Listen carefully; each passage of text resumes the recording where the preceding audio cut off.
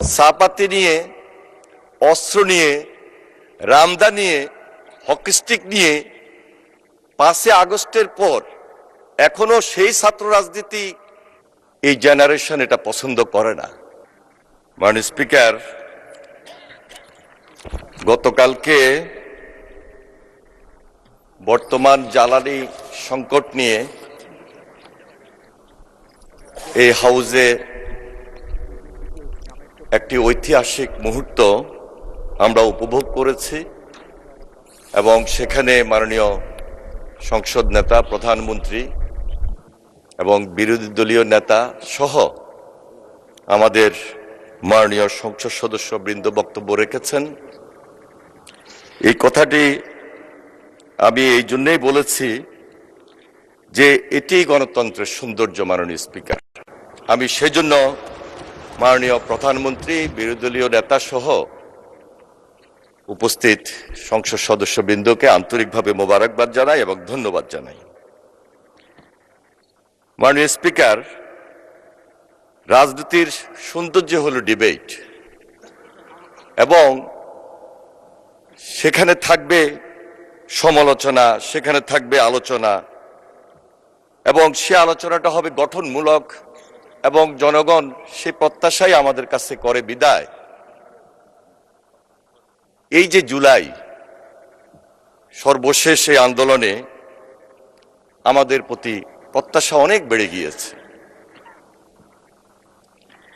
আজকে আমরা এই পার্লামেন্টে অথবা রাজনৈতিক মঞ্চে কেউ অশালীন বক্তব্য রাখবো, এ দেশের মানুষ তো পছন্দ করেই না। এই প্রজন্ম আমাদের কাছে তা কোনোভাবেই প্রত্যাশাও করে না, চায়ও না।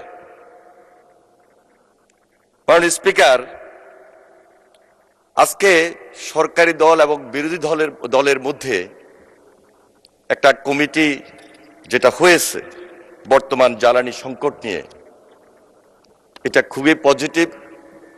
আমি নতুনভাবে আশা করব যে আমাদের এই দেশে যে ছাত্র রাজনীতি চলছে, এই ছাত্র রাজনীতি নিয়েও কিন্তু আমরা এই পার্লামেন্টে গভীর আলোচনা তুলে ধরতে পারি। কারণ এখনো যে ছাত্র রাজনীতিটা আমরা গত 2-3 দিন যাবৎ লক্ষ্য করছি, এই জেনারেশন এটা পছন্দ করে না।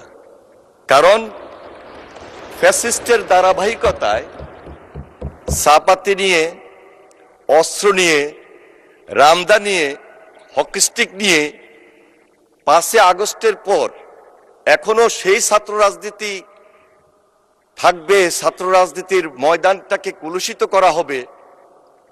সুতরাং আমি মনে করি যেভাবে বর্তমান জ্বালানি সংকট নিয়ে একটা ঐতিহাসিক আলোচনা এই পার্লামেন্ট হয়েছে, ছাত্র রাজনীতি নিয়েও একটি আলোচনার পদক্ষেপ নেওয়া যেতে পারে। মাননীয় স্পিকার,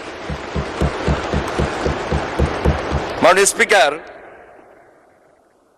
দেশে যেমন জ্বালানি সংকট, তেমনি বৈশ্বিক অস্থিরতা, এবং এই অস্থিরতার মধ্যে মাননীয় প্রধানমন্ত্রী জনাব তারেক রহমান, তিনি যেভাবে দক্ষতার সহিত এবং একটি স্থিতিশীল পরিবেশ তৈরি করে দেশের নেতৃত্ব দিয়ে যাচ্ছেন,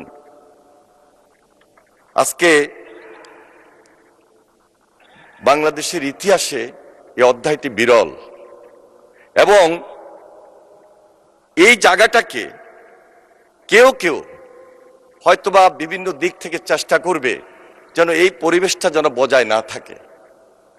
সুতরাং আমরা যেন একটু সবাই সজাগ থাকি, আমরা যেন একটু সতর্ক থাকি, সেই দিকটাই আমাদের কাছে সবচেয়ে বেশি বিবেচ্য। মাননীয় স্পিকার, সেই জায়গা থেকে আমি বলবো, বাংলাদেশের জনগণ মাননীয় প্রধানমন্ত্রীর প্রতি যা আস্থা এবং বিশ্বাস রেখেছেন, এবং এই নির্বাচনে সেটি হলো তার উজ্জ্বল দৃষ্টান্ত এবং সেটি